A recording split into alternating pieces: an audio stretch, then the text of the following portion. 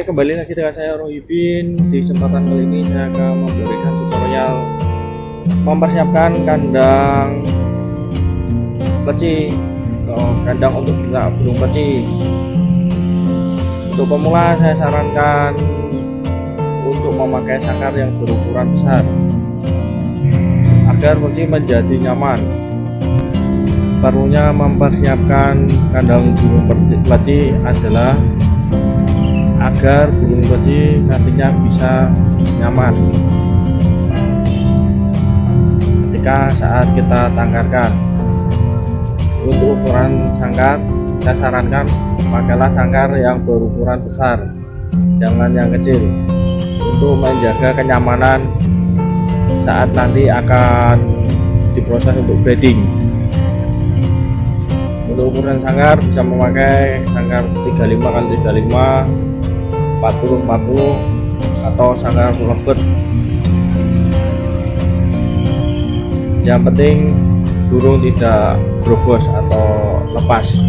Jangan lupa yang baru gabung untuk subscribe, bunyikan tombol lonceng, share dan like serta komen di bawah agar selalu mendapatkan update video terbaru dari saya.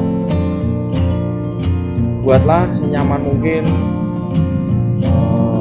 kandang burung peci atau kandang untuk breeding burung peci agar nantinya tidak timbul hal-hal yang menyebabkan peci menjadi error atau susah bertelur atau sering buah anakan dan lain-lain.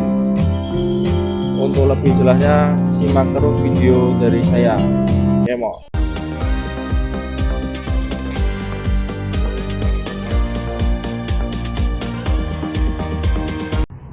Ini adalah sangkar yang akan saya gunakan untuk beternak burung peci. Seperti ini saya menggunakan sangkar besar.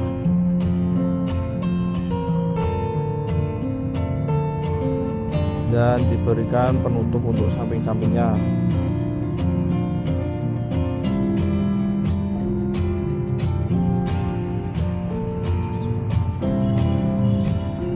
Untuk lebar sangkar ini sendiri adalah 29,5 cm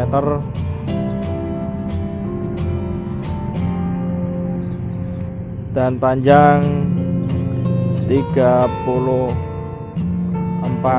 cm serta tinggi adalah 54 cm. Oke, lanjut.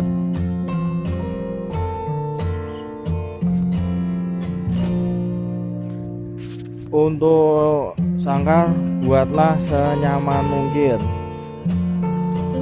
karena nantinya betina agar mau mengeram atau mau masuk ke dalam sarang.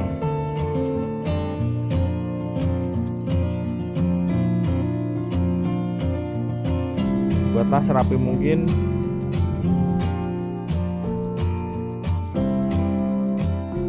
Tekan-tekan seperti ini.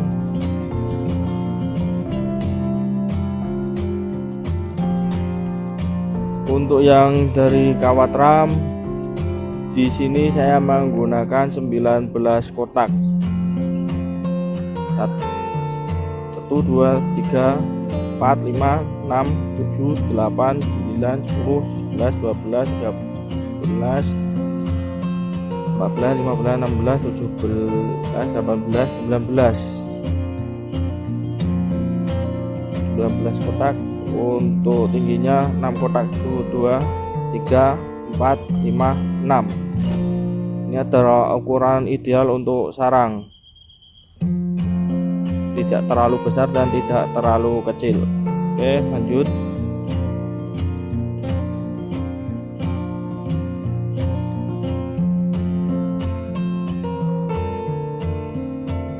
Sediakan 1 cepuk besar. Ini untuk batu bata merah.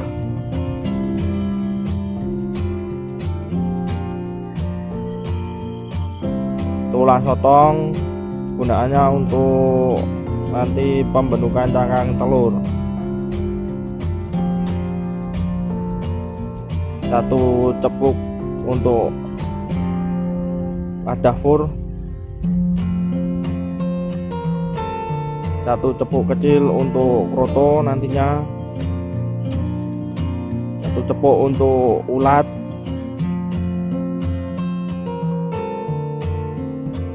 satu cepuk besar untuk mandi, satu cepuk untuk minum. Ini sengaja tidak saya lepas penutupnya supaya tidak untuk mandi. Satu cepuk tabung kecil ini untuk air gula, madu atau susu. Ulang lagi, sarang,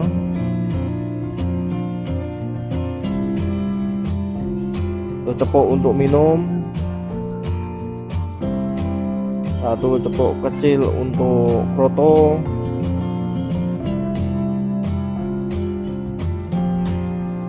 satu cepuk untuk ulat Hongkong atau ulat kandang, satu cepuk besar untuk mandi. Untuk cepuk mandi dan minum memang saya bedakan. Satu cepuk besar untuk bata merah, tulang sotong, dan satu cepuk kecil tabung untuk madu, gula, dan susu.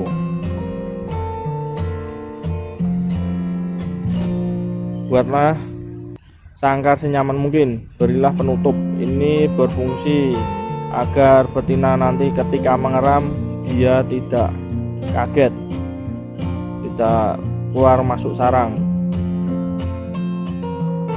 Buatlah senyaman mungkin seperti ini, berilah penutup.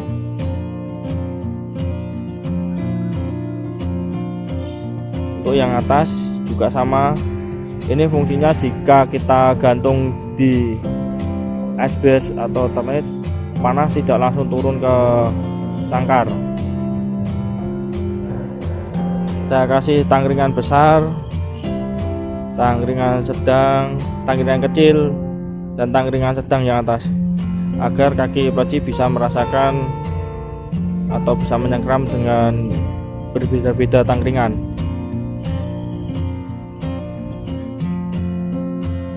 Oke, lanjut kita masukkan sarangnya dulu.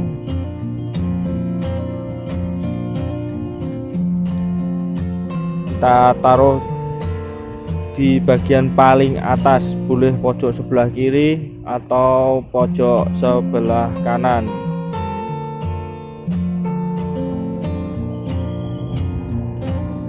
Oke, kita ikat, jangan kendor, ikat yang kencang. Untuk jarak dari tangkringan ke sarang boleh jarak kira-kira 1 cm lebih tinggian sarang. Nah, seperti ini. Kita ikat dulu yang kencang.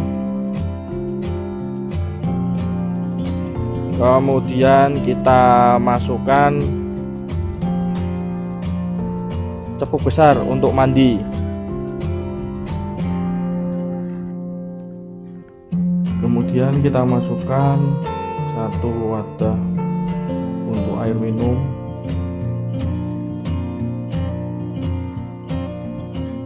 berikutnya tulang sotong, berfungsi untuk pembentukan cangkang telur dan pengerasan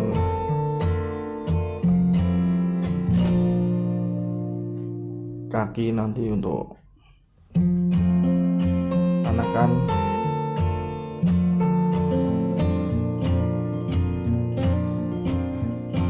Batu bata merah saya letakkan di bawah. Ini batu bata merah yang sudah dihaluskan. Untuk for saya taruh di atas, jauh dari air, biar nanti ketika indukan pagi mandi atau minum sehingga tidak masuk ke dalam for.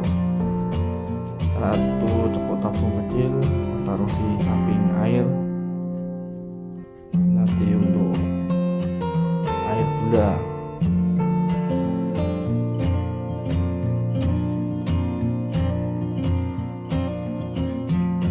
Satu cepuk untuk ulat ongkong atau ulat kandang saya taruh di atas bersama biar tidak terkena air.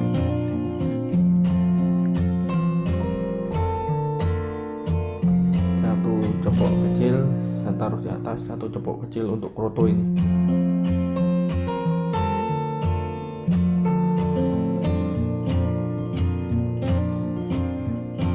Seperti ini.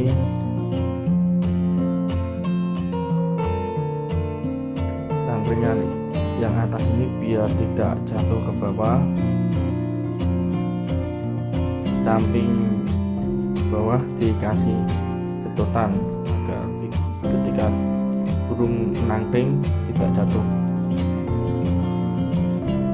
Sebelahnya juga dikasih lagi agar kuat ketangkringan tidak merosot ke bawah.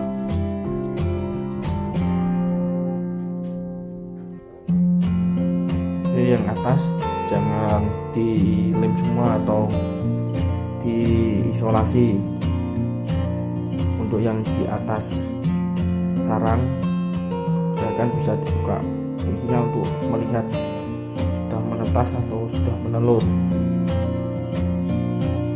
Seperti ini. Kenapa saya kasih cepuk banyak? Karena saya ingin membeda-bedakan antara cepuk untuk mandi, untuk minum.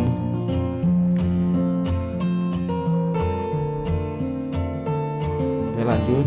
Ini kita masukkan sepasang. Sebelumnya ini sudah saya jodohkan.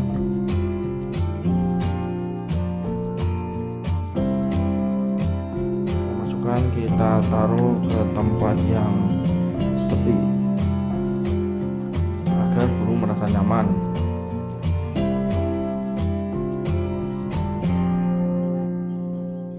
Ini agak jengkrak, saya enggak, ini saya betulin. Buatlah senyaman mungkin agar indukan betina merasa nyaman di sangkar.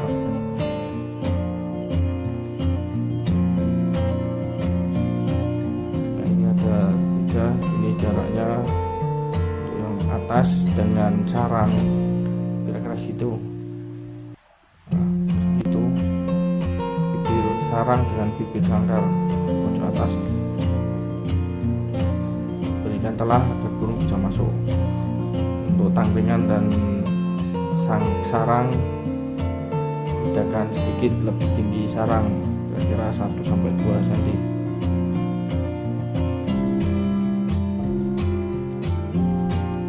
Sekian tutorial dari saya, semoga bermanfaat.